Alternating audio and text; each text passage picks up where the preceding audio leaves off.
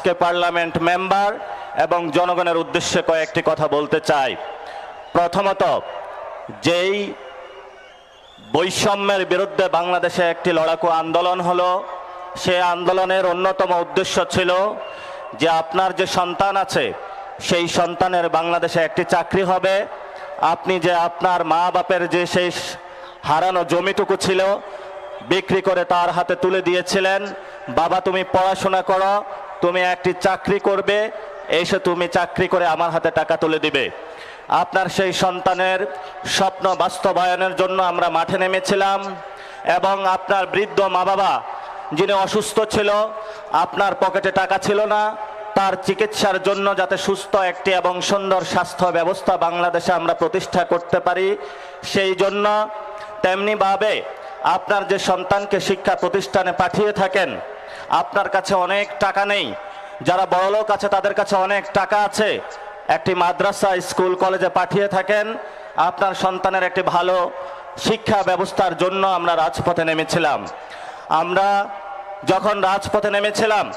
সেই সময়কালীন আপনারা কিন্তু বিদায় আমাদেরকে জানাতে চান নাই। ২৬ বছর আমাদেরকে যখন আপনারা পালন করেছেন, প্রিয় সন্তানকে যখন রাজপথে হাসিনা খুনি সন্ত্রাসের গুলির মুখে ছেড়ে দিয়েছিলেন, তখন বলেছিলেন অনেক মা বাবা যে বাবা তুমি ঘরে ফিরবা না, শহীদ হয়ে ফিরবা, তবে বাংলাদেশের সার্বভৌমত্ব রক্ষা করে আসবা। অনেক মা বাবা প্রিয় সন্তানকে সেই সময় রাজপথে দিয়েছিলেন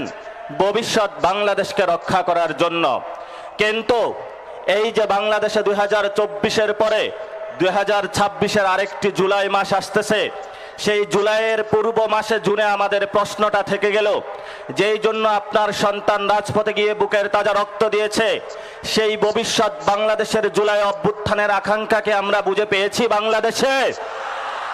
যদি আমরা বুঝে না পাই, তাহলে সবিনয়ে যারা পার্লামেন্টে রয়েছেন, সরকারি দলে যারা রয়েছেন, বিরোধী দলের যারা রয়েছেন, আপনাদের কাছে আমরা জানতে চাই যে আগামীর জুলাইয়ে আপনারা কি সেই পার্লামেন্টে